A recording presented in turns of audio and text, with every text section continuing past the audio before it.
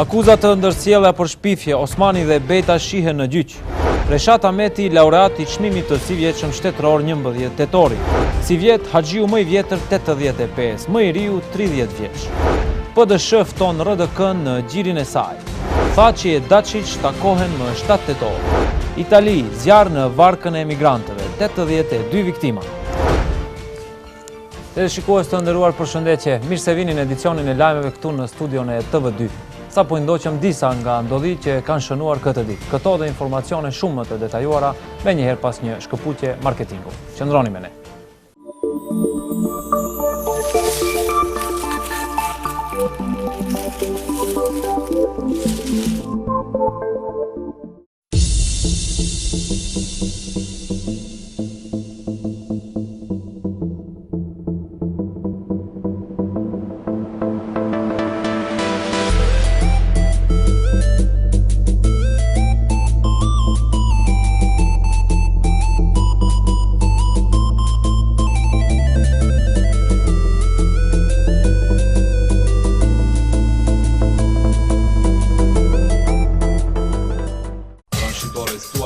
Ku keni bler tërë kohën pende perime të freskëta dhe gjithmonë keni betur të kënaqur.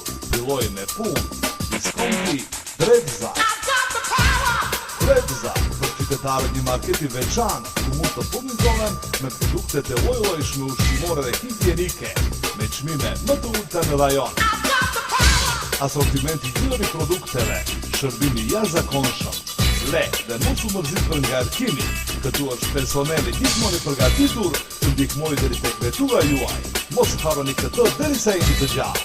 Diskonti Drexza, ndrikimin tuaj e bën kënaqësi, asnjëherë lodhje. Telefoni për informata 070 55 64 64. Lokacioni në Transhitores Drexza, përballë mullit të vjetër, tani edhe më e madhe dhe më e lezetshme. Diskonti Drexza. Provoni.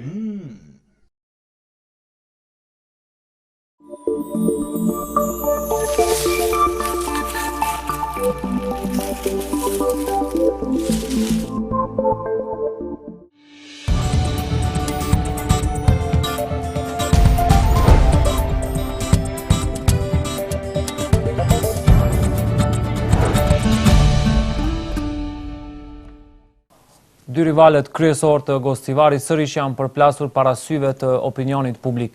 Kryetari i Rilindjes Demokratike Kombëtare Rufi Osmani, përmes një konference për shtyp të realizuar sot në Gostivar, ka akuzuar kryetarin aktual të komunës Nevzat Beta për shpifje, shkelje ligjore dhe paaftësi për të udhëhequr me pushtetin lokal. Ai shprehet i ofenduar nga akuzat e kryetarit Beta për gjoja keqpërdorimin me mjete financiare në kohën kur Osmani drejtonte komunën. Kryetari i Rilindjes Demokratike Kombëtare Rufi Osmani akuzon udhëheqësinë aktuale komunale të kryesuar nga Nevzat Beta për shkelje ligjore, shpërfillje të argumenteve të këshilltarëve të RDK-s në seancat e Këshillit dhe promovim të projekteve madhore që sipas tij janë arritur me kontribut ekskluziv të komunës në mandatin 2009-2013. Të gjitha investimet kapitale dhe të gjitha fondet financiare të cilët reklamohen se gjoja janë të arritura të udhëheqësisë aktuale jo legjitime janë dezinformata të radhës. Ju rekomandoj të gjithë juve që të konsultoni këtë material për punën tonë 2009-2013 dhe më saktë të konsultoni këtë strukturë të burimeve të financimit dhe të mirëni informat të saktë se të gjitha aparat e siguruara nga KHV Banka, nga Banka Botërore, nga Banka Europiane për Ndërtim dhe Zhvillim,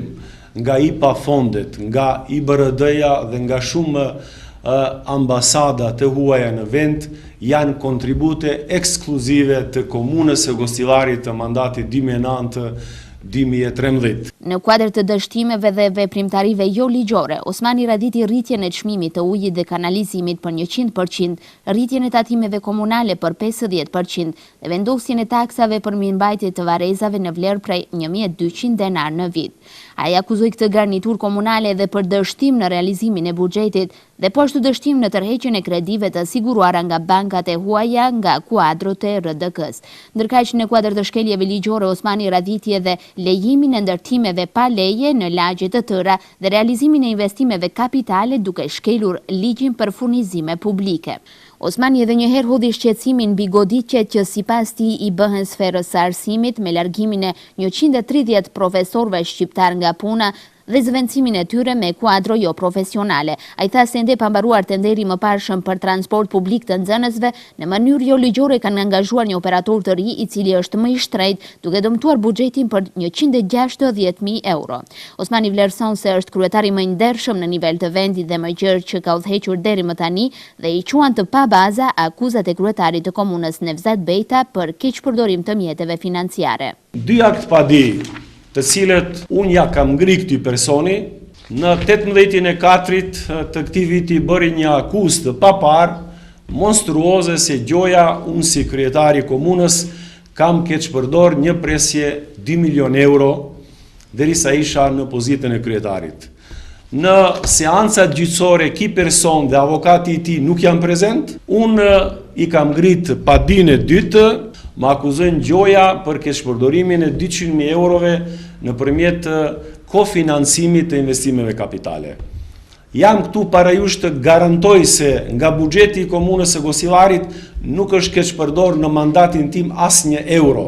Osmani nënvizon se për dëme që Nevzat Bejta i ka bërë komunës në mandatin e tij të parë 2005-2009, në zyrtarët e prokurorisë ka aktive dhe 8 akt padi penale, të cilat nëpërmjet qeverisë së VMRO BD-s i mbajnë të bllokuara. Osmani potencoi se kjo do të jetë hera e fundit që u përgjigjet shpifjeve të kryetarit Bejta, duke nënvizuar se për raste tjera eventuale do ta praktikoj variantin shihemi në gjyq. I menjëhershëm ishte edhe reagimi nga kryetari aktual Nevzat Bejta. Bejta ka shprehur gatishmërinë e tij që për akuzat e pretenduara nga personi që sipas tij dy herë radhasi ka humbur zgjedhjet të ballafaqohet me atë edhe në dyert e gjykatës, duke rikujtuar atë se në mungesë të argumenteve edhe më herët kishte dalë humbës i një lëndë gjyqësore. Kryetari Bejta u është përgjigjur akuzave të ish kryetarit Rufi Osmani. Bejta ka shprehur gatishmëri që për akuzat e pretenduara nga personi që dy herë radhazi ka humbur zgjedhjet të ballafaqohet me atë edhe në dyert e drejtësisë, duke rikujtuar atë se në mungesë të argumenteve edhe më herët kishte dalë humbës i një lënde gjyqësore. Ashtu siç flasin qytetarët e Gostivarit, e keqja e Gostivarit ishte doktor profesori i ekonomisë, për 4 vjetë të shkuar e izoloi qytetin e Gostivarit dhe e shkatroi ekonominë e qytetit të Gostivarit. Unë nuk e di ai çka flet, ai dhe gjatë mandatit të tij ai u mur gjithkohën me mua gjoja se për kallëzime penale që s'kishte asnjë bazë juridike dhe kjo s'ka bazë juridike, po ja bëj me dije se ai ka humbur zgjedhjet 2 herë doktor profesori i ekonomisë, edhe në vitin 2011 edhe në vitin 2013, dhe ai në vend që të japë dorëheqje, të respektojë demokracinë edhe pluralizmin dhe t'ju leje vend aktivistët tjerë nëse do rinjallet e parti që nuk ka mundësi, edhe duhet t'ju sqaroni qytetarëve se ndërtesën e komunës dhe zyrat e komunës i ka shfrytzuar për aktivitetet e partisë së tij politike që shkojnë në histori bashkë me atë dhe duhet t'ju japë sqarime qytetarëve se ku i ka quar 18 milion euro gjatë mandatit të tij, punët që ai ka bërë për 4 vjet, unë punët e tij për 4 vjet i kam bërë për 4 muaj. Barometri dhe vlerësuesit kryesor janë qytetarët. Qytetarët e shohin se si punojmë na edhe si ka punuar ai. Edhe të ishin të kënaqur qytetarët me punën e tij, atëherë nuk do të më thirrnin mua që të kthehem përsëri në krye të komunës së Gostivarit dhe tash komuna e Gostivarit është duke lulëzuar. Bejta njoftoi se do të jetë i pranishëm edhe personalisht në seancën gjyqësore dhe se nga drejtësia nuk frigohet. Ai gjitha seancat gjyqësore edhe në mandatin e tij i ka humbur me mua, por ai nuk kishte guxim as në gjatë aktiviteteve parazgjedhore të dale në debat me mua, as në seancat gjyqësore nuk është paraqitur. Unë do të shkoj vetë, do të paraqitem për gjitha pa ditë që ai pa bazë i ka ngritur kundra meje, se nuk kanë bazë juridike. Në takimin mes kryetarit të komunës së Gostivarit Nevzat Bejta dhe ministrit të ekonomisë Valon Saracini të realizuar në Gostivar, temë diskutimi ka qenë rivitalizimi i objekteve në pronësi të shtetit, të cilat aktualisht janë jashtë funksionit e që në Gostivar janë 4 të tillë. Rivënia në funksion e objekteve në pronësi të shtetit, të cilat për rrethana të ndryshme kishin pushuar së funksionuari pas ardhjes së sistemit pluralist në Republikën e Maqedonisë, kanë qenë temë takimit mes kryetarit të komunës së Gostivarit Nevzat Bejta dhe ministrit të ekonomisë Valon Saracini. Kryetari i komunës Nevzat Bejta shprehu gatishmërinë dhe i garantoi ministrit Saracini se ai si kryetar komune dhe administrata komunale do të vihen në funksion dhe me përkushtim më të madh në shërbim të realizimit të kësaj iniciative të Ministrisë së Ekonomisë. Gostivari më ka dalur nga izolimi, gjithë objektet e sistemit të shkuar komunist që nuk janë vurë në përdorim, ministri është angazhuar që këto objekte të vijen në përdorim, edhe kur do të vijen në përdorim, do të zbutet pampunësia në qytetin e Gostivarit, edhe me rregullimin e këtyre objekteve të shkatruara, qyteti i Gostivarit do marrë një pamje të mirë, edhe qytetarët e Gostivarit do kenë mundësi që t'i shfrytëzojnë këto hapësira. Gjatë vizitës së bërë në njërin nga objektet të cilat më herët ishin shfrytëzuar nga kompania Mavrova, ministri Saracini deklaroi se vënia në funksion e kapaciteteve të tilla industriale do të ndikon drejt për drejt edhe në zhvillimin ekonomik të qytetit. Ministri Saracini shprehi falënderim dhe mirënjohje për kryetarin e komunës Nevzat Bejta për gatishmërinë e shfaqur në drejtim të rivalizmit të objekteve të cilat më herët kishin bankrotuar duke shkuar në falimentim apo likuidime. Bëhet fjalë për ringjalljen e objekteve industriale apo objekteve prodhuese, kapaciteteve turistike apo kapaciteteve bujqësore, të cilët për arsye të ndryshme, qoftë për arsye falimentimi, likuidimi, apo për çfarë do arsye tjetër, nuk janë në funksion, ndërsa gjenden në vende atraktive, siç është kompania ndërtimore Mavrova, e cila gjendet në një prej vendeve më atraktive në komunën e Gostivarit dhe nuk përdoret, në fakt nuk është në funksion.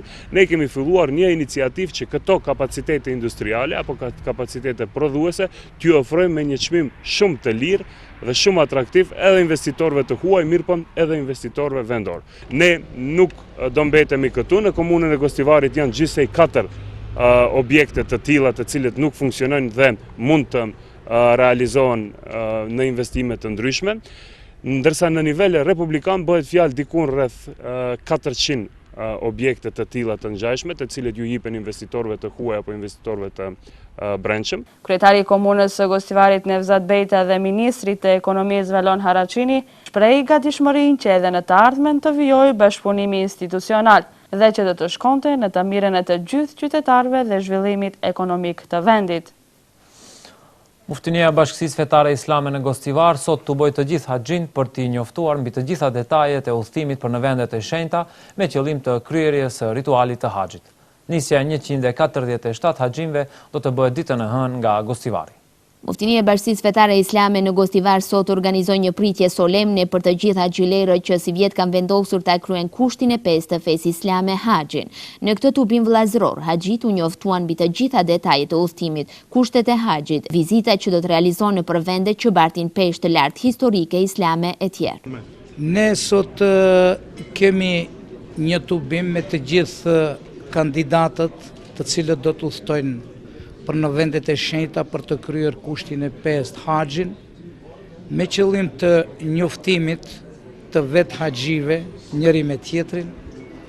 Pastaj të informimit të tyre me rrugën që do ta bëjmë, me shpjegimin e kushteve të kryerjes së haxhit, si do t'i kalojmë ditët atje në vendet e shenjta, pra do t'i njoftojmë edhe me programin e kryerjes së haxhit, si dhe do t'i njoftojmë me udhëhecit fetar, detyrat e udhëhecive fetar, dhe në një farë mënyrë t'japim besën se gjatë rrugës do t'udhtojmë konform programit të hartuar nga Muftinia e Bashkisë Fetare Islame në Gostivar.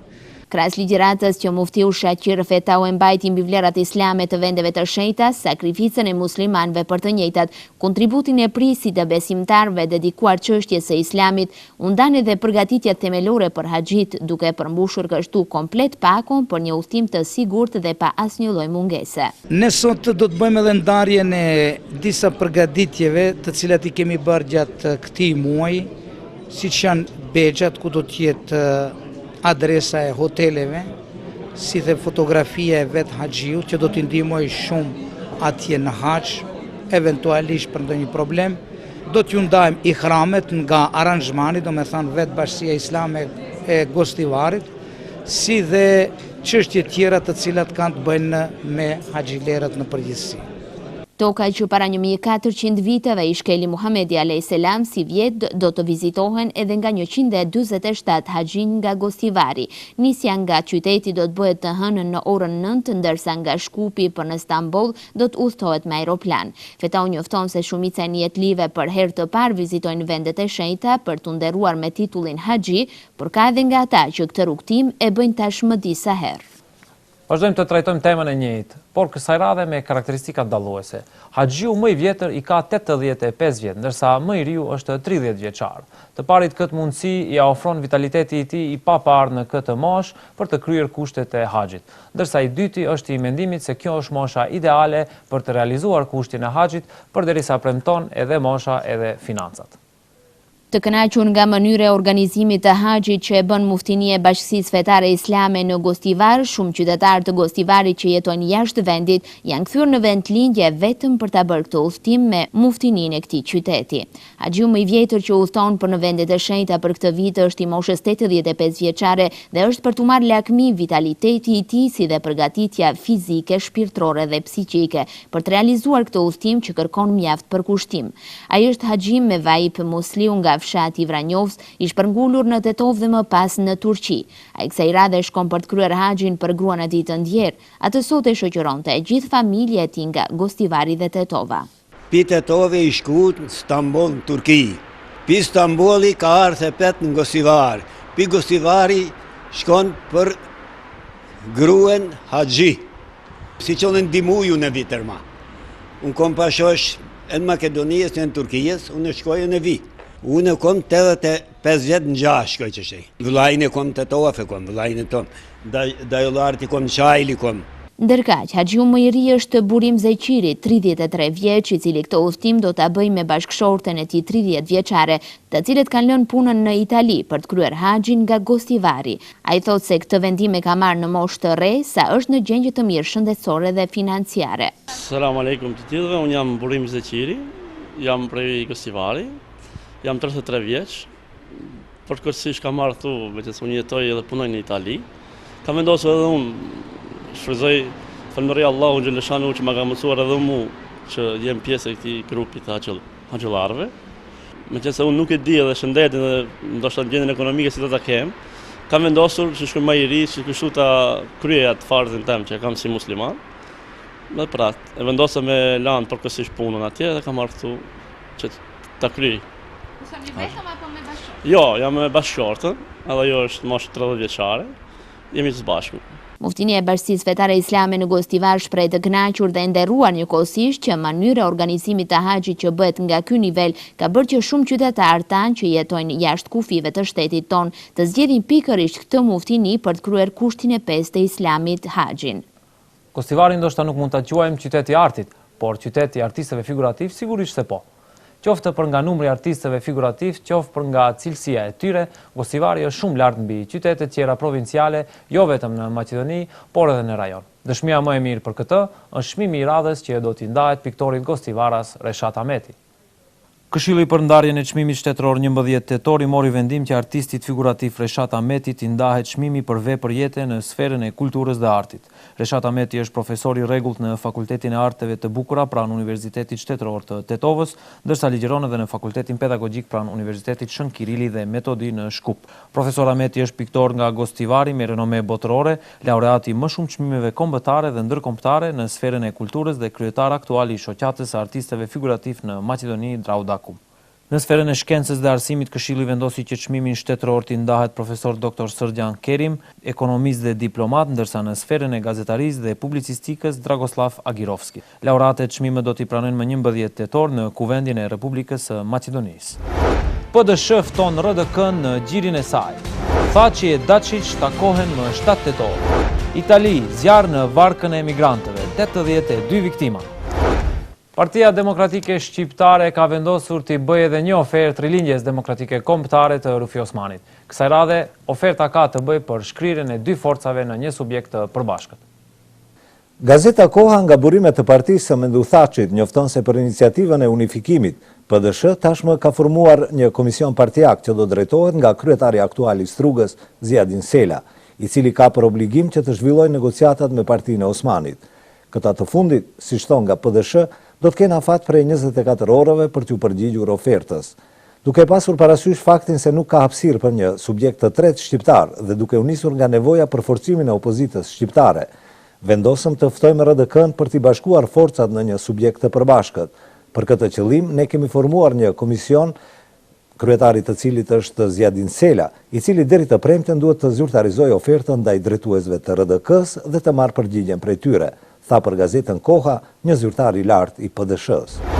Maqedonia dhe Somalia pas përfundimit të regjistrimit në Bosnjë e Hercegovinë do të mbeten vendet e vetme në botë pa regjistrim të popullsisë, shkruan portali bosnjak me ndikim kliks.ba. Ditë më parë, Ministri i Financave Zoran Stavrevski bëri të ditur se procesi i regjistrimit të popullsisë nuk do të realizohet as vitin e ardhshëm. Sipas tij, në projekt buxhetin e vitit 2014 nuk janë planifikuar mjete për organizimin e këtij procesi. Analistët politik thonë se kjo qeveri nuk është e interesuar që të ballafaqohet me shifra të reja nga regjistrimi i popullsisë. Sipas tyre, në Maqedoni duhet të ketë regjistrim të drejtë të popullsisë, i cili do të monitorohej nga faktori ndërkombëtar. Ata thonë se regjistrimi duhet do e mos të mbahet jo vetëm për të vërtetuar pasqyrën demografike të vendit, por edhe për të ndërtuar politikat në bazë të numrit të popullsisë. Një incident i radhës ndërretnik ka ndodhur midis nxënësve shqiptar dhe maqedonas në shkollën e mesme të mjekësisë në Shkup. Sipas njoftimeve, bëhet fjalë për një përleshje të dhunshme midis nxënësve maqedonas dhe atyre shqiptar, para oborit të shkollës së mesme të mjekësisë Pançe Karagjozov në Shkup. Burime policore kanë theksuar se kanë nisur hetimet për të ndriçuar incidentin dhe se bëhet fjalë për një zënk paraprake. Një incident tjetër i dhunshëm ka ndodhur në shkollën e mesme Dimitar Vlahov në Shkup, një përleshje midis nxënësve, me që rast bëhet fjalë për një incident ndërretnik.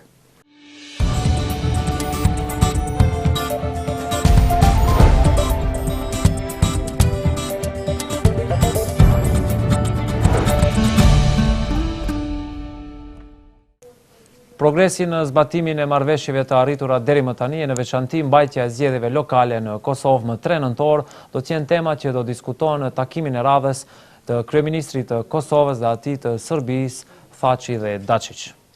Dialogu në mes të Kosovës dhe Serbisë vazhdon të hënën kur 2 kryeministrat Thaçi dhe Dačić do të takohen sërish me ndërmjetësimin e baroneshës Ashton. Sipas zëdhënëses së shefes së diplomacisë europiane Maja Koçjančić, temat që do të diskutohet kësaj radhe janë progresi në zbatimin e marrëveshjeve të arritura deri më tani, e në veçanti do të diskutohet për mbajtjen e zgjedhjeve lokale në Kosovë më 3 nëntor. Sipas burimeve të afërta me procesin e dialogut, ky vendim erdhi si pasojë e situatës së krijuar gjatë ditës së djeshme, kur Prishtina zyrtare komunikoi se nuk do të lejojë hyrjen e kryeministrit serb Ivica Dačić në Kosovë, ndërsa ky i diti paralemroi braktisjen e procesit të dialogut. Partitë politike në Kosovë kanë filluar fushatën e tyre për zgjedhjet lokale. 103 subjekte politike për një muaj do të shpalosin programet e tyre para qytetarve, ndërkohë zëdhënësi i KQZ-s Valmir Elezi tha se komisioni i ka bërë të gjitha përgatitjet me kohë për fillimin e fushatës. Edhe Policia e Kosovës e ka hartuar planin operativ për menaxhimin e situatës së sigurisë gjatë tubimeve që do të organizohen nga subjektet politike. Këtë e konfirmoi zëdhënësi i policisë Brahim Sadria. Zëvendës kryeministri serb Aleksandar Vučić ka deklaruar se vendimi i Prishtinës për të ndaluar hyrjen e zyrtarëve serb në Kosovë gjatë fushatës parazgjedhore është e pakuptim, iracionale dhe absurde. Por sidoqoftë, ka thënë ai, nuk mund të lejojmë përulje, por me rëndësi është që të presim 1 apo 2 ditë, atëherë të reagojmë. Vučić ka bërë të ditur se për këtë ka biseduar me kryeministrin Dačić dhe pret të bisedojë edhe me presidentin Nikolić.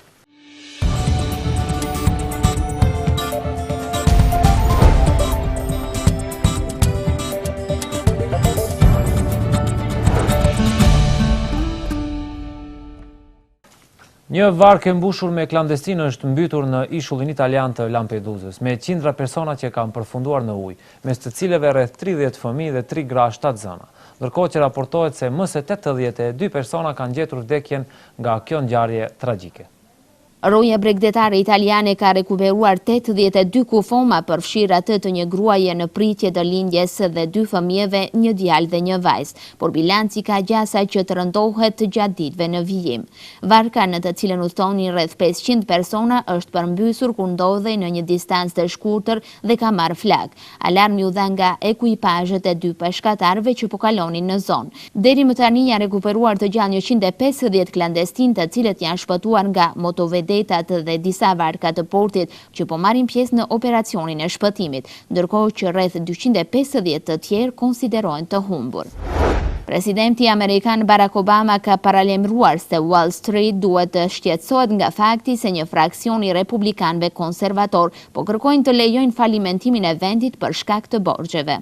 Ndërkohë më 17 tetor, qeveria amerikane pret të arrijë limitin ligjor të marrjes së huave në mënyrë që këto fonde të plotësojnë detyrimet e saj të borxhit. Në të dyja rastet, republikanët që kontrollojnë dhomën e përfaqësuesve kanë kërkuar lëshime nga Obama dhe demokratët e udhëhequr prej tij në këmbim të financimit të operacioneve të vazhdueshme të qeverisë dhe në këmbim të ngritjes së kufirit të borxhit.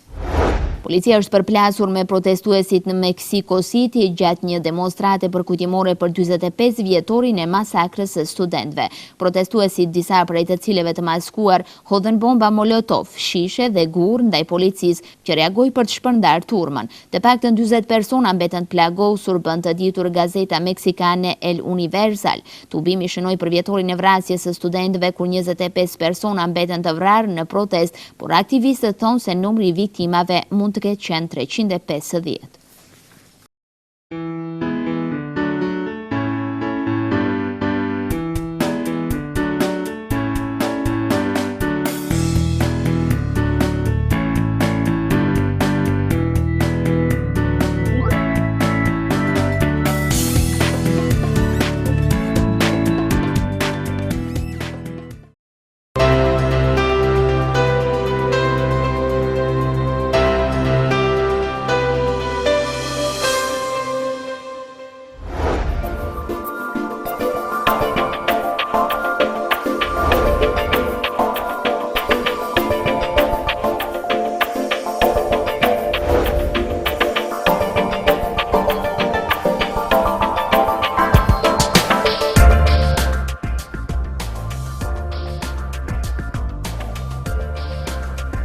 Moti nesër në Maqedoni do të jetë me diell, temperatura e mëngjesit do të lëviz prej 4 deri 8 gradë, ndërsa ajo e ditës prej 13 deri në 19.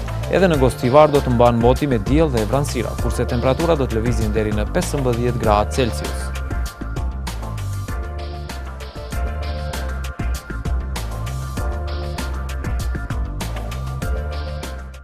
Teleshikues të nderuar, ishte kjo e tëra e përgatitur për këtë edicion informativ. Unë ju falenderoj për vëmendjen dhe mos harroni të vizitoni faqen tonë tv2.com.mk. Deri në edicionin e radhës, mirupafshim.